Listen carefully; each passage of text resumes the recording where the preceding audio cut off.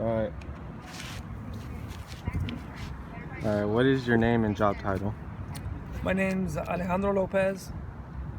I'm an adjunct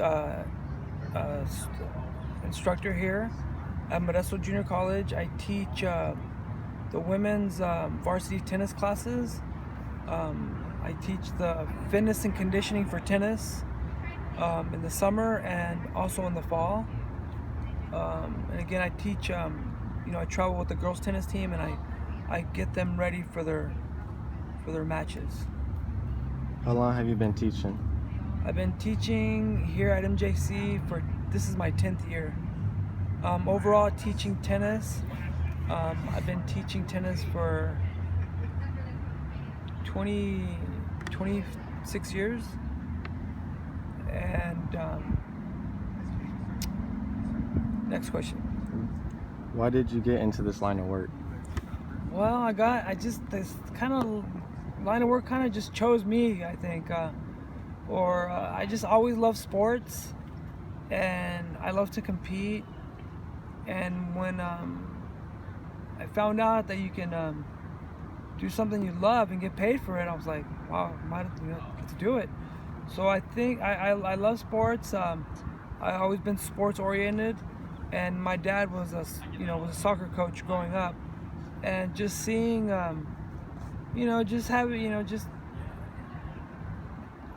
just participating in sports made my time worthwhile, and also I made great friends and taught me how to work hard and be respectful, Mm-hmm.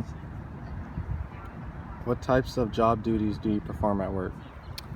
Well, I think the biggest responsibility is driving the girls tennis team to their matches, because I'm driving 6 to 7 girls to our destination. It might be in from Sacramento or Fresno, but I think that's the toughest part in my job, is actually driving the girls there, knowing that you're responsible for driving them there and back safely.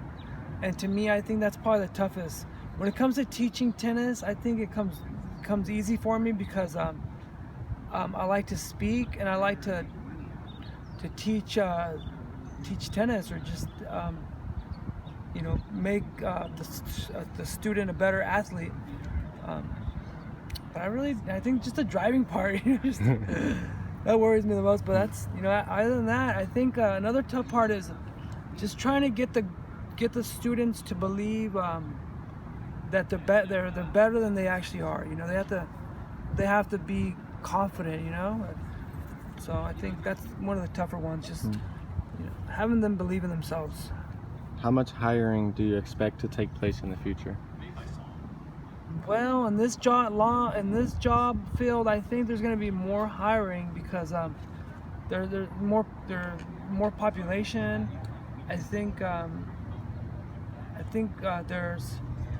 there's less I think there are less leadership roles. So I think there are going to be more openings, because I know for a fact that like at the high schools, they're always looking for high school coaches. They're always calling me, oh, could you know someone? So whether to make money and actually survive with it, you have to do it full time. You can't just be a high school coach and expect to be able to survive. But there are job opportunities in tennis, I think, because tennis is growing. Okay, what are the education requirements to be in this career? Well, in this career, to work at a university here, you have to have a master's, or also working towards a master's.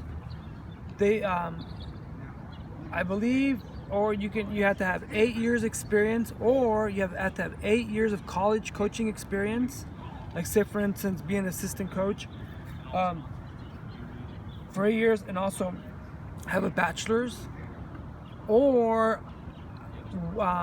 this is what they did back in the day. They used to grandfather good instructors, which means that they allowed you to teach here, knowing that your experience was you had really high qualifications. Without a master's, like say for instance, if you're like a tennis pro that world renowned, you know, and Yeah. you know, so you're certified. So the three things is either you have a master's, you know, in PE or kinesiology. The second one is you have to have a bachelor's in either,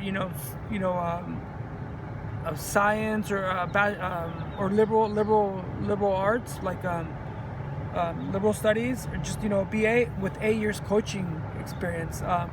So you have to do some studying, you have to go to school. Yeah. So next. What are some of the stresses and dangers of working in this career? Well, the stresses first. I think the stresses are. I think having students that are disruptive or disrespectful to other students. I think because there's times where I can't watch everyone. We have 9 courts, you know. So, you know, sometimes one of the students might, you know, I don't know, hit the ball with bad intention or just make bad calls. But I think just having disruptive students, I think, yeah.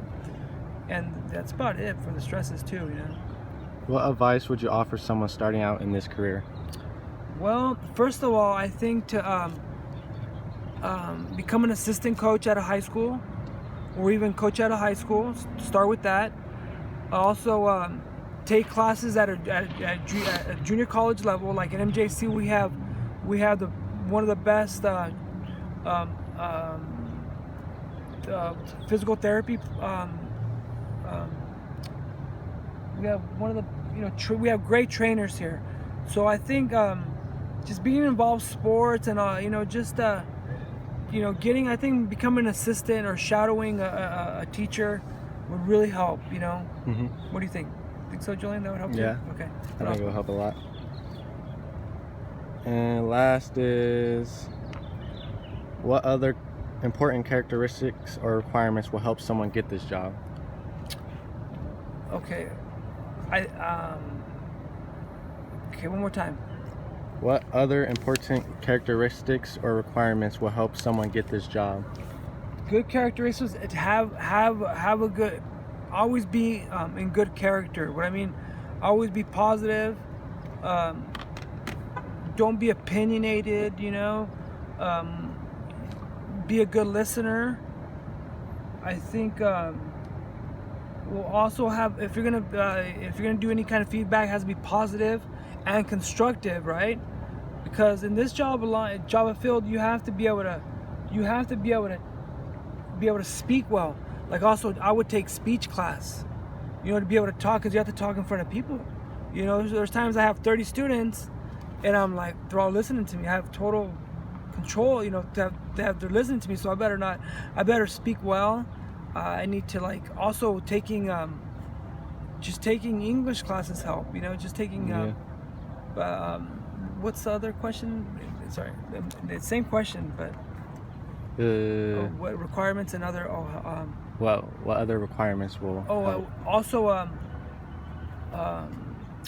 go to tennis workshops where you become a certified teaching instructor, and that helps you teach the class, helps you teach the technique, and also gives you the vocabulary for tennis, because there's terminology for tennis, like ace, you know, the words that we use for tennis. Mm-hmm. So that helps. The main thing is to go to school, you know, get your associate's first degree, and then get your bachelor's, and eventually, you know, work towards your master's and, you know, finish your master's. But I think during that process, you're doing that, you can always teach tennis and make a little bit of money, you know, that's what I did.